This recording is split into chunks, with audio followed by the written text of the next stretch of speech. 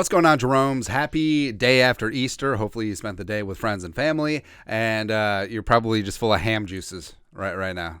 Myself as well. So I can't talk, man. But wide receiver is a major need for the Minnesota Vikings in the 2023 NFL draft coming up. Now, you wouldn't think that it would be, because you have Justin freaking Jefferson, all-world, the best wide receiver in the National Football League. KJ Osborne is ready to step up, show out. Can he be more than just that tertiary, oh yeah, that guy, option in the passing game? Clearly he has Kirk's trust. Can he be a true blue wide receiver too? And Jerome Ezekiel Thielen, seeking out greener pastures and trying to win a championship with the Panthers.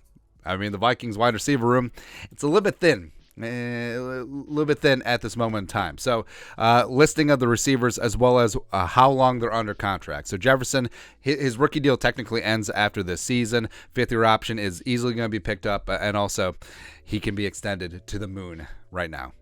Also, another 2020 first-round pick, Jalen Reagor, has a fifth-year option. That's going to be declined because fifth-year options are not fully guaranteed. So that's not going to happen. So basically, you have two receivers on the rooster who are extended through next season. Jefferson, essentially, and Jalen Speedy Naylor, last year's sixth-round pick out of Michigan State. That's it.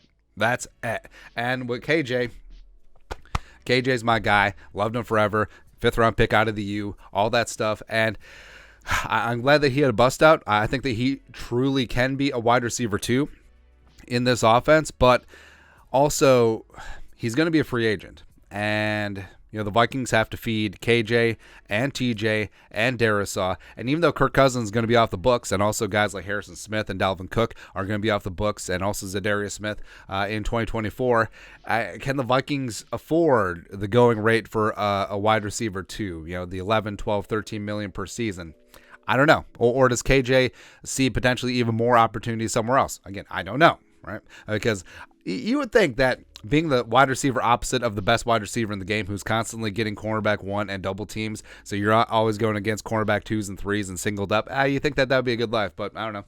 Thielen didn't think that was good, so maybe KJ won't either. Who knows? But the question is, even though the Vikings, with the addition of Josh Oliver as well as re-signing CJ Ham, it's very clear that they're going to be heavier in 2023, as we all are after that Easter ham and potatoes. Anyways, but I mean, the Vikings are going to play a lot more two running backs, a lot more two tight ends, and reduce the amount of 11 personnel, a.k.a. three wide receivers, which they played with the Plum last year. I mean, that doesn't mean that the Vikings aren't going to go 11 personnel a significant amount of the time. I would say probably still 40%. So going three wide, that matters. And who's going to step up right now?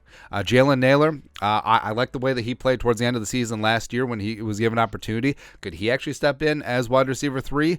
Jalen Reagor, of course, has first-round potential, was actually taken ahead of Justin Jefferson, but you saw, have to come with some slack to a degree because he was a trade right before the start of the season, didn't have a full camp, didn't have a full blah, blah, blah, so he's learning the offense on the fly, and two interceptions of Kirk Cousins were because Jalen Reagor either quit on his route or ran the wrong route. So it's not good. Brandon Powell, Rams fans loved him as a sort of a wide receiver 4 or 5 with some return upside, but I don't see him stepping in as the wide receiver 3 day one. Now, it would be awesome if we're surprised. That'd be great. Tristan Jackson is on a future deal. Blake Pearl coming off that ACL, TBD there. So, I mean, beyond Jefferson and to a degree KJ, there's a lot of question marks. All right, so that's why the Vikings, like we said, even though they are going to play heavier in 2023 with a little bit more CJ Ham in the mix, Easter pun intended, as well as certainly getting Josh Oliver in the mix as well. I mean, the Vikings should be looking to draft a wide receiver, potentially high in this class, and it's not, like we said, it's not like a top-end, high-end franchise wide receiver class, and a lot of the draft analysts agree on that. But what it is, it's fantastic for if you need a niche, situational wide receiver 2, 3, 4. I mean, this draft is great for it. And my guy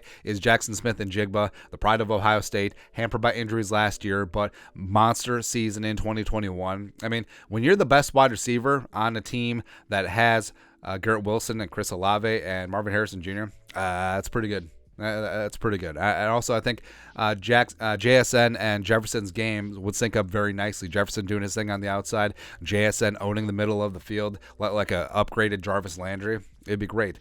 Quinn Johnson, I like a lot. I do have some concerns. Like I wish that he played more physical, given his size, as well as drops are certainly a concern. Addison, I like a lot.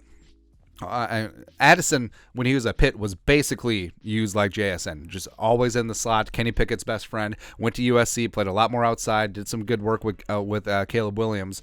He's going to be in the mix, despite testing poorly.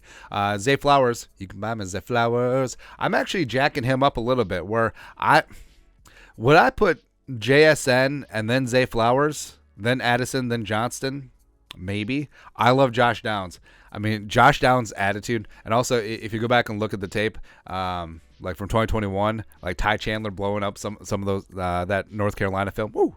Tar Heels, let's go. But Josh Downs, pound for pound, might be the toughest and scrappiest player out there. Like he's good at contested catches, given at 5'9". I like him a lot. Like Drake May's dude, Sling and Sam Howell's dude as well. Then the two Tennessee receivers, Hyatt and Tillman. I actually might put Tillman a shade above Hyatt. Jaden Reed, reunite him with Jalen Speedy Naylor. Marvin Mims, I think, is super underrated. Tank Dell, a little bit older, but the dynamicness is underrated. Kashawn Boutte, I feel like the hate on Boutte has been too much, where he's going to be a serviceable guy and he deserves to go in the mid rounds. Like, no, he's not that top end of the first round receiver like he was before last season, but I don't know. And then also Michael Wilson, injury concerns, but he's a leader. I like his big body outside the numbers, as well as it was great at the Senior Bowl as well. So I mean, this is a good wide receiver class specifically for what the Vikings need. And the Vikings should and could invest some capital in it, whether it's 23 overall, whether it's trading back, whether it's trading up day 2, whether it's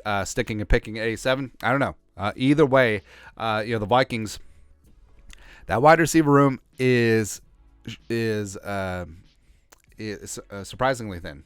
It is. Even though you do have the best wide receiver in the game, KJ is a very solid wide receiver 2-3.